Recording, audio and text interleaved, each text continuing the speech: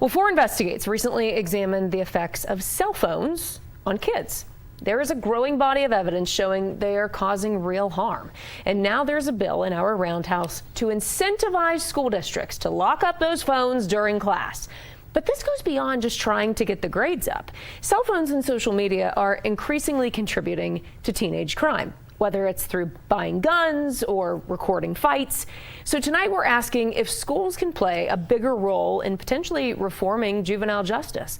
For investigator Ryan Laughlin has been working on a series called Missing Pieces, examining all things juvenile justice. So Ryan, why specifically are we looking at schools now? Well, Tessa, people are digging in on the issue of whether or not harsher punishments for juvenile offenders is the right path forward. But there's consensus among people on both sides of this issue in one key area, and that is that kids are not recognizing that they have a firm grasp of the consequences of their actions.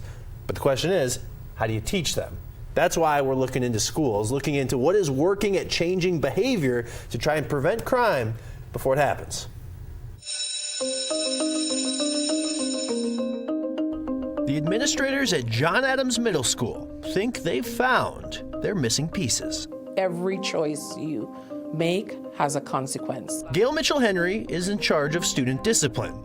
And a few years ago, she had her hands full. I'm old school, and I tend to believe, like some do now, you do the crime, you need to do the time. She was skeptical. Restorative justice, prior to me doing the class, kind of really posed a conundrum for me as the dean of students. Sitting in a circle with offenders and victims, and airing out the consequences of whatever just happened. When you realize that what you chose to do didn't just impact you, you have a different perspective. She learned. Look, we want everybody at public education to know about this. From Tanya Covington. We're going to be talking about using it in schools, that it's instead of regular discipline. It is not. It's an add-on. Covington has dedicated her life to this craft, and she says she's seen it work. When you do it and do it as prevention, do it up front, then you don't have to go through as many of the other things. Like student suspensions.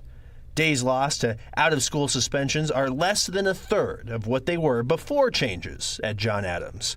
Now, district-wide changes are in the works. We're looking at relationships as the foundation. APS Associate Superintendent Kenneth Salazar is in charge of moving the needle with the district's newest goals. Like the goal forward, we're really looking at building a community that has that high self-efficacy. This idea of believing in other people's perspectives, which is social awareness, having empathy with others. Being able to self-regulate when there are some difficult situations. How would you respond to someone saying, foo-foo, hand-holding, singing Kumbaya isn't really the right way to approach disciplinary action? There's the idea of discipline is seen as punishment, but in reality, discipline is how do we teach?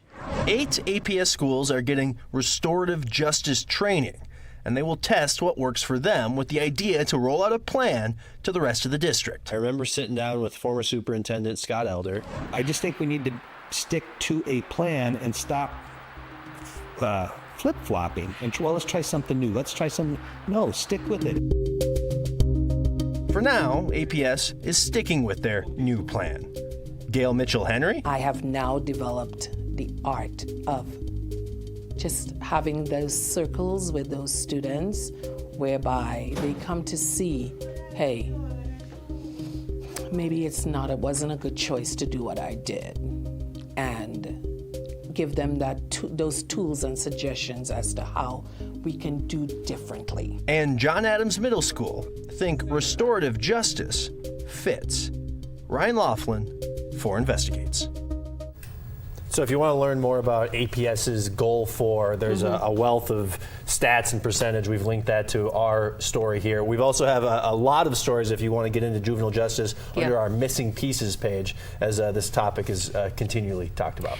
One issue when we knew that juvenile justice was going to be a focus during the session was changing the children's code. Bernalillo County District Attorney Sam Bregman has really led that charge. Have we heard or seen any kind of headway in the Roundhouse? Big day coming up on Saturday for District Attorney Sam Bregman. He now has 2 Democrats, 2 Republicans backing changes to what's called the Delinquency Act. We expect there to be kids in the Roundhouse on Saturday who've been affected by gun violence.